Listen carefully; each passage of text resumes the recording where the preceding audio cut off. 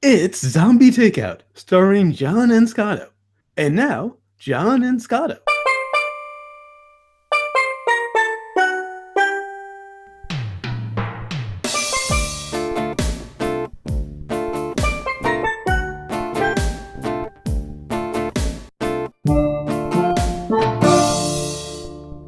Hello and welcome to Zombie Zombie Takeout, Takeout. the B-movie and cult movie show. I'm John. And I'm Scotto. And without any further ado, on to this week's movie, which is from 1973, Sisters. This is our Margot tribute episode, and this movie was suggested by Bodo. Margot Kidder tribute. What did I say? I think you said Margot tribute. I might, okay, maybe I missed the Kidder. Margot Kidder tribute movie was suggested by Bodo. And of course, that brings us to the impromptu plot summary, sponsored by Twins. Are you looking for a plot device? Is it the 1970s? Then try Twins. No one will see it coming. And also brought to you by an old favorite, the Planet 1970s. Mm. This alien planet is a nice place to visit, but you wouldn't want to live there. Although we did in our very early days. Oh, right. I mean, kind of, and I was thinking about this with a video I watched the other day. I kind of wish I was old enough in the 70s to fully appreciate the ridiculousness of the time. I don't know. I think that would make it worse, you know? Maybe. I mean, it was one thing I could just be like, I was a kid. I didn't know any better. I was only, Right. But to, be the dudes wearing those clothes and stuff. Yeah. All right. So we have the Bates Motel with a neighbor looking out the window next door to it. Yeah. In short words here. Psycho meets Rear Window, kind of. Yeah, pretty much. So it begins actually with this weird little candid camera kind of game show, which I'm not even sure but what a much creepier version of it. That was about. Candid camera kind of went there, actually. Oh, okay. It's been a long time. Yeah. I think that's what it was in reference to. It was definitely a reference to Candid camera. Yeah. Only, I don't know if it was much of a game show as they had it here.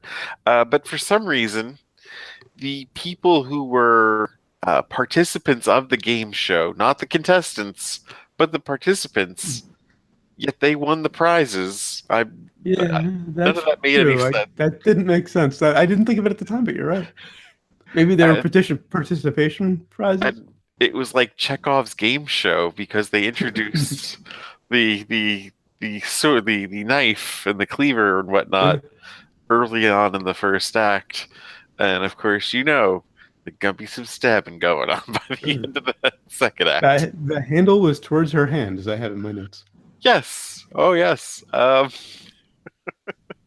So, and on top of all that, the two participants decide they're going to go out on a date together. Yeah, I will get to that. So they go out together, and then they're being stalked by her quote-unquote ex-husband, and which, I mean, she claims they had a divorce, but I don't even know if they were actually married. It's all really weird. He, of course, is forced to leave the restaurant, and they go home together. He pretends that he leaves to get the jealous ex-husband who is stalking them still out. And then, of course, they have their what turns out to be a one-night stand. Who'd have thunk it? But not by choice. At least not by his choice. Not by his choice. No. And we're going to tell you about a murder in the movie and not spoil anything. Well, right, because the murder happens really early on. In fact, there isn't a way to really spoil this because I'm not sure if it actually has an ending. I've seen the movie, and I'm still not sure how it ended, honestly. It was at a 2, maybe 2.5, mostly because of Charles Durning, until the last 25 minutes for me. But anyway, so they had this one-night stand. He sticks around, though, runs an errand for her, decides, instead of bringing her meds back, he decides to get a birthday cake. Well, he didn't realize she needed them, as severely as she did because he didn't realize he knocked the last two into the Right. sink. And if he'd realized she needed them as badly as she did, he would have gotten the fuck out of there in the first Well, place. yeah, true. But anyway, he he comes back, decides to surprise her with the cake, Mhm. uh, as your notes say, knife facing her, and yeah, she she goes to town. Yeah. Um, who, by the way, I don't know, this actor apparently bleeds candy apple. The blood in this movie was ridiculous. And I don't mean the amount of it. I mean, they went a little trauma in terms of cheesy gore, Right, but that's where he separates himself from Hitchcock. yeah, This but is almost. it looked like hot sauce. Because you know how hot sauce is kind of orange? I That's what got the blood more. looked like. I got more of like this weird, almost. Is it chartreuse? That kind of like a pinkish Okay, it looked purple. kind of orangey to me. It But was. It was. Either way, it was bright ass red, and your blood is dark, yeah. and it gets dark as soon as it's exposed to air. Right. And this was just like they had candy apple candy that they just sprayed around everywhere. That's exactly what it looked like. It was like candy apple red. Um, and so, well, the nosy neighbor or the journalist or Elma from Scooby Doo happens to see this guy, crawling up to the window to write help. Then she later says she's seen the whole thing, which is kind of like a Yeah. what? She didn't actually see the murder. She just saw a bloody hand on the window. Right, right. Later on, well, when she's talking to the police, she's talking about she's describing who stabbed him and everything, and it was just like, wait, what? And so the cops do finally come in, but by the time they've come in, her husband, who turns out to be her doctor, That's all very confusing. who, I mean, is kind of dressed like Dr. Strangelove if you look at him. I kept expecting to say Mein Führer, I can walk. He cleans up the crime scene in an amazing, effort to, I mean, minus like one stain behind the couch. Apparently his body did not stink whatsoever. His body emitted no odor despite dying. Because when you die, you release. Yeah. Well, you release a lot of things. Yes. And you get eaten by a lot of little tiny things. And it all adds up to a rather intense smell. But I mean, even like right after death, Oh, yes, you're of gonna course. smell something. I mean, Yes. he's a little too fresh to be decomposing. True. But there's still, I mean, unless he like hit the men's room on the way back at the Four Corners Bakery or something. No. Right. So he cleans up the scene. Nobody believes the neighbor, of course. It's like Dr. Strangelove's not in his wheelchair, and wasn't Rear Window in a guy in a wheelchair too? I forget. He was stuck with a broken ankle. So yeah, both of them are sans wheelchairs, and so she decides to investigate the crime herself. She's got all these clues, of course. Although the movie would be a lot more entertaining if Jimmy Stewart had played the journalist. Yeah, why didn't they just do it? Why didn't they just have Jimmy Stewart? Although Margot Kidder kicked ass in this. Perkins, of course, is Perkins. Her accent was horrible. The accent was weird. I'm not even sure why it was there. But she could have been Canadian. Well, Margot Kidder was Canadian, but the character could have been Canadian without being from Quebec and having to fake a horrible French accent. But so she goes on this whole pursuit. She winds up in the asylum that the murderer is originally from. And her mother set up about 20 minutes into the movie. We have to wait for. Because in the car with her mother, she's talking about this asylum that had moved into the neighborhood where people were living. Right. Like, who talks about that too? And it was in there already. Yeah, yeah. So anyway, of course, she falls under hypnosis, and she also hired a private investigator too to help out. The private investigator, spoiler alert, really did not do shit. No, I'm not but it really was sure what Charles his. Durning. He was Charles Durning, It sure, was Charles Durning, so always fun to watch. but he absolutely No, was useless. There was no except point to him at all to have he Charles Durning gave there. us that last shot, which is one of the greatest things I've ever seen. I'm not sure I understand what the last shot represented, what it meant. He was still chasing the couch. Right. The couch was just sitting there, though. Yeah. And he's just sitting It there was watching genius. it. What's that mean? Does he finally, like, say, hey, there's a dead body in the couch? And hilarity. Hilarity ensues. And it starts off with a complete head fake because there's this really bracing music. The Brian De Palma, who directed it, got Bernard Herrmann to do the score, and Herrmann did a lot of Hitchcock's movies. It was a big score for De Palma. I actually thought it said at the opening credits that it was a Pharrell Williams production. Yeah, the score is very bracing, and Yeah. it starts with these close-up shots of a fetus in the opening credits. Really kind of feels like a science fiction movie. I have my notes. Is this the beginning of Sisters or the end of 2001: A Space Odyssey? Exactly. And then we have a guy putting his pants on in a men's locker room. When a blind woman wanders in. This is the Peeping Toms, the candid camera knockoff. And he's really taking his time. And the question is he going to tell her that she's in a men's locker room? Well, because she's starting to undress. He doesn't tell her. And she goes out on a date with him. The guy who was going to sit there and let her get naked in a locker room and peep on her without her knowing, she goes on a date with. Well, she wasn't really blind, though, of course. No, but still, that's the point, though. He was going to do this thinking she was blind. He was going to sit there and peep on her.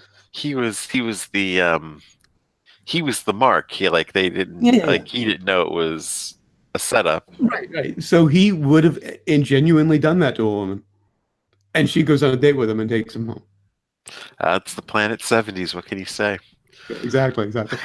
I did like his little head shake when he saw African Room on what he won. He won a night at this place called the African Room. He's just looking at it's an African American guy, and he just looks it down and just shakes his head. It was kind of a Dave Chappelle kind of skit, really. What the fuck? And this is a minor note, but being a musician, I noticed the restaurant they go to, there's a band. And the drummer is like 6 inches ahead above the skins as he's miming playing.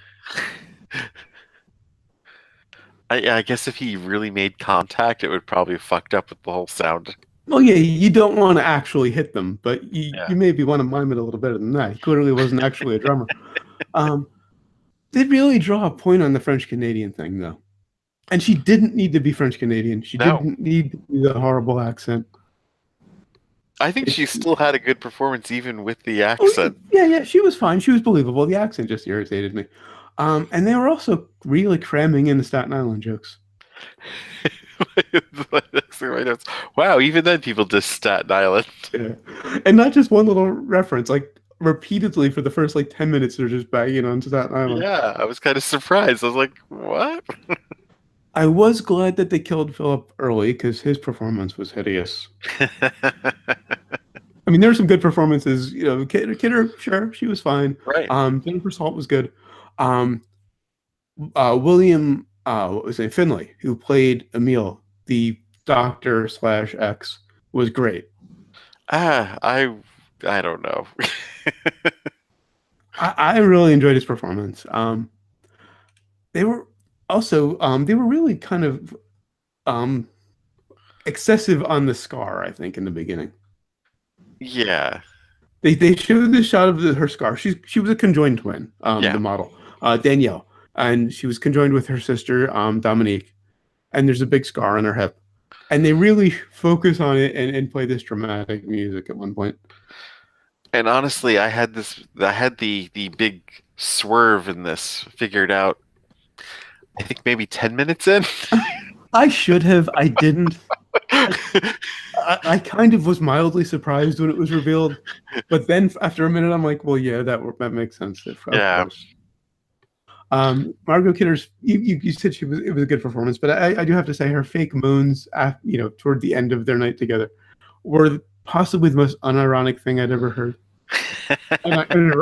Erotic, I should say. And they really focused on her medication going down the drain. Well, They yeah, really like to draw points on things. Yeah. This was De Palma's first thriller. This is our first Brian De Palma movie. We should point that out. Oh, yeah. We didn't do Just to Kill first. That was scheduled, but got pushed back. Hmm. And he really liked to draw points on, the meds going down, this drain, the scar. For some reason, the French Canadian thing.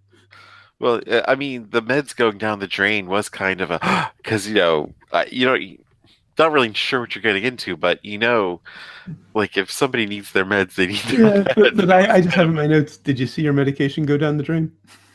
Are you sure you noticed that? And the juxtaposition of her agony because she didn't have her meds, she was in a lot of pain apparently, and him, having the cake decorated, was really kind of comedic. Because he's at this bakery and he's kind of strong arming the woman behind the counter to decorate it, even though that's not her job.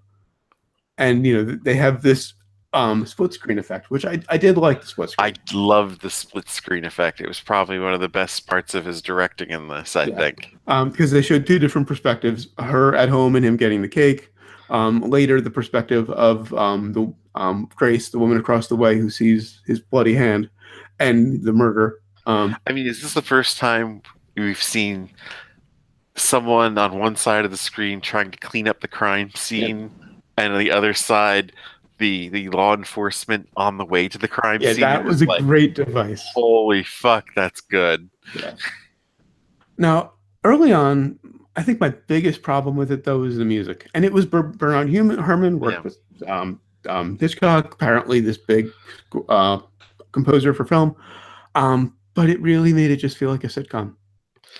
Yeah, I didn't have as much of a problem with the score as the script itself. Oh, yeah. There was a lot of it that just really felt like a sitcom early on. I don't know what it is. I'm kind of blaming the music, but it might have been the acting. Okay, yeah. I think the script was just generally lazy. I mean, conjoined twin thing is just so soap opera and sitcom. Take your pick. Yeah, but so he gets home with the cake, and she's laying face down on the bed, and he brings the cake to her. And my exact note is, she's face down and the handle is toward her hand. He thinks he's going to die. Right. But there are not really many surprises in this movie, honestly, if you're paying attention close enough. Not until the ending. Because the ending is very surprising. Not the big swerve. Okay. The big swerve was obvious. Had I been paying more attention and trying to figure out, I would have gotten there early too. Yeah. But what happens in the last 25 minutes, where it just gets weird? But so he gets killed. And right after she stabs him, there's this weird long shot on her kind of just thrashing around, looking insane, and him crawling away very slowly. Yeah. That was very disturbing. It was very like a claymation kind of video almost. Even though there was no claymation involved, so I have no idea why I had that effect. And so Emil, the ex-husband / doctor, shows up. Apparently he's also a professional cleaner. And cleaner in quotes. Right. And I don't understand any of it. Like, how was he able to do all that so quickly? Yeah. Why was the body, the body emits no odor? There was just so much that was just like, this is ridiculous, guys. A nice shot. I think it was right at the beginning of the split screen part. You have her looking in the mirror. Yeah. Taking the meds that she apparently got off of his dead body, because she's taking her meds now. And her face is bisected by a crack in the mirror. Oh. Very nice. Because of the whole split personality thing. Yeah, she has her pills again. Apparently, she rifled through his body. I think he may have left them on the counter. Maybe. I would say once he died, it got better. Emil had a nice pratfall when he was taking the garbage out. that really foreshadowed Grace falling later and destroying the cake, which was her evidence. They saved the cake. What the fuck? Well, no, yeah, they left the cake there, even though it was evidence of Danielle Right, and Dominique. Yeah, right. that was a bit of a mistake. But then Grace's mother, when they're in the car, is going on about this asylum, this experimental asylum where people are just living in the neighborhood like normal people, the inmates. And it was really foreshadowing the ending. Right. And I didn't really dig Salt's performance all that much in She this was scene. okay. It was just too Scooby-Doo for me. Mhm. Like, Jinkies, we're gonna figure this out. It was just kind of, oh my God, really? And because it was the 70s, she had to have a line about knowing karate. Oh, I missed that. Yeah, on the phone, she says she knows karate because it Oh. was the 70s. Durning was too good for that. I say the 3/4 of this movie. And he's in briefly. I think the scene where he walks out of the building, he kind of passed himself off as a window cleaner to get some Yeah. evidence from the apartment. And he's the one who figured out that the body was in the couch because it was too heavy. Right. And then he's walking out of the building. He kind of waves to the movers. He completely passed himself off. Soon as they're gone, they're gone. Actually, I don't even think they were in the truck yet. He just spins and hauls ass back to his truck. He like ran away way too abruptly. Do you know how much fluids would have been under that couch? Yeah. I'm not really applying reality to I this. mean, think about that. Just the. Yeah. I mean, it's kind of ridiculous. Unless he drained the body somehow and all that, of all, the blood and They everything. somehow insanguinated him in Right, an right. apartment in minutes. I don't think Yes. that's doable. Right. But Larch is really the only competent character in the movie. Durning's character. And Yeah. he's in it very briefly. And he's kind of a dick. Right. But he's the hard-boiled private dick. So I guess they made him a dick. And I had to check Wikipedia to recognize, as I'm calling him Dr. Exposition, Bernard Hughes, recognized his voice. He was younger than most of the roles I've seen him in. He was the doctor who gave away who basically showed the documentary in the middle of the movie. Oh, right. He was in a ton of stuff in the 80s. Had to check Wikipedia to get his name. But yeah, there is a documentary about conjoined twins in the middle of the movie, which is where we get the big surprise that apparently Dominique died on the table when they were separated. Oh, you should have said spoiler alert at the beginning of that. But I mean, because honestly though, the first time she went off to have a conversation, you knew goddamn well that it was only one person talking in that room. It was and really obvious to me. It's the 70s. If there were actually two of them, they would have used that cheesy, split screen. Not the split screen they use, but the whole mirror effect. They would have used it as an excuse to use that. So, clearly it's obvious. I just wasn't thinking too hard about it. I was trying not to think too hard about it. So, I was a bit surprised until 5 seconds later, and I said, "Yeah, that fits." And I think the Hitchcock music was overall a mistake because it just made the movie too self-aware. Well, right, you can't take dramatic at all the points where it was supposed to get dramatic, and you can't mash up two Hitchcock movies like this and then throw a Hitchcock score on top of it. It's ridiculous. That's what it is. Mm-hmm. But as soon as Grace got to the asylum, it somehow turned into a David Lynch movie. Yes. It's very weird. Then they have this flashback, but she's in it, and I mean, and they're seemingly prepping her to become Danielle's replacement. Yeah. Although I think his story, Emil's story about her being a resident who was just claiming to be some investigator, was a little too easily sold. She was telling them, my ID's in my car. I can prove who I am. And the guy working there was just strong-arming her back to her room. Not even giving her any benefit of the doubt. And honestly, I really thought, wow, what a scary way to end it if he just drops her off at this ward and has her locked up and committed pretty much and makes his escape. Except he doesn't go to make his escape. I'm like, wait, what? What's happening? We're getting the James Bond villain of like, here, let me explain the entire backstory to you now, Oh Mr. yeah, Bond. and I didn't expect him to be an evil shrink at all. That caught me off guard. That's something I never would have seen coming. Um, You kind of knew he was. Well, I it it doesn't fit with the beginning of the stories, which is why you wouldn't see it coming. fair point, fair point. It's almost like they just decided to change the story halfway through from jealous husband or caretaker Well, to although he says he's her husband, her ex-husband, yeah. though he was kind of a handler. He was sitting right behind her at the restaurant. He was the first to her apartment when the murder happened, as if he was her shrink, shadowing her on this night out.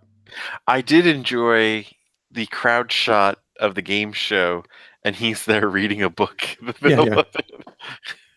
yeah. I didn't catch that early on, but yeah. Yeah. Like it makes sense that her shrink would be shadowing her so she could have this opportunity and kind of interrupting the date because it wasn't planned and it could go very, very wrong. And And that, then he of takes care course, of it. again, that first half doesn't really fit with the actual story because these two were famous conjoined twins, Well, yeah, it's true. Yeah, and she then they would. disappeared. Except Right. one became a model That and doesn't did work. You're TV right about that. appearances. So it was Yeah. like, wait, you can't have that part of the story, and then this Yes. Yeah. explanation at the end. That's This a fair doesn't point. make sense. That's a fair point. But there are some bizarre dream sequences in that last 25 minutes. Do you think maybe one of the Kardashians was a conjoined twin that they've separated? We're like, whatever happened to them though? All right, they're there. Maybe that's what the ass is. And then Emil's death just was amazing because he gets into this scrape with Danielle. She stabs him, and he collapses on top of Danielle, on top of Grace. And Grace just wakes up with a dead body on her. And I it all almost, blood. I almost thought she was going to get framed for it. Yeah, it would have been better if she didn't get out of the asylum. Well, right. That would have been the creepiest fucking ending if she's just like stuck in this asylum and nobody knows where she is, and and he just makes his getaway and she's off. Well, he doesn't need to make a getaway because he is legitimately a doctor at this asylum. He's very well respected, apparently. But there's the murder thing that they've covered up that people are on their trail for now. Well, he thinks he got away with it. But it was up to 2 until that last 25 minutes for me. I mean, I gave it a brain for the I think I gave it a brain for the split screen, and like a brain between William Finley, Emil, and Durning, because Durning wasn't in it for very long. But then that last 25 minutes happened, and I'm glad I didn't read the plot summary this time because I normally do that. Yeah, the plot summary would have. The plot summary completely ruins the movie in itself. I normally don't care about spoilers. I can normally see a lot of things coming, but not this time. I'm glad it didn't ruin for me. On to sequels and remakes. On to sequels. Well, wait a minute. Are you saying it was a good or bad thing? The end, the weirdness at the end, the David Lynch. I loved it. Okay. Sequels and remakes. I would like to see someone take this and fix all of the problems. Leave her in the asylum at the end. Fix all of the little plot issues at the beginning. With them being famous and all that. Maybe have them separated at a very young age. I think I'd like to see Woody Allen do a remake of this. With all the New York jokes that they had in there. The Staten Island. I don't know who's good at horror. Oh, who might be interesting is Saw. He might be interesting. Oh, Roth, huh? Because they could go a little more hardcore with the gore, and the weirdness at the end. I think would definitely suit him. Yeah, the screenplay is an absolute clusterfuck. Well, it would have to be rewritten and fixed. Yeah, but the basic idea, I would like to see, a better director take a shot at. On the brains. On the brains. Like I said, it was a 2 up until the last 25 minutes, and that ending just was absurd and insane, and I loved it. I'm going for. I have to recommend it for just the last 25 minutes. I'll give it a brain for the split screen, and then I guess another brain for Margot Kidder. So I'm just sticking with 2. All right. And what have we learned? At least in the Planet 1970s, you could get prescriptions, a whole ton of prescriptions, for less than $8. And I learned that the 70s were creepy for multiple reasons. Do you notice the World Trade Center hadn't even been completed? Oh, I didn't catch that. Wow. Like the second time they show it, you can see the crane on the top of on the roof, and like the last few floors have yet to don't have windows. Wow. So they're still working on it. Wow. Because I think it was like 74 it was done, and this was 72. So that's it for Sisters. This, again, our Margot Kidder tribute. Rest in peace, Miss Kidder. Mm-hmm. If you enjoyed this video, please give it a like and subscribe if you haven't. Bodo, thank you for recommending this. And until next time, when we'll be reviewing Sorority Babes in the Slimeball Bolorama with a special guest, and possibly without Scotto. I can't believe I'm missing that. Or could miss that. Scheduling issues. Next week's a little up in the air. Always remember, never forget, wherever you go in life, there you are.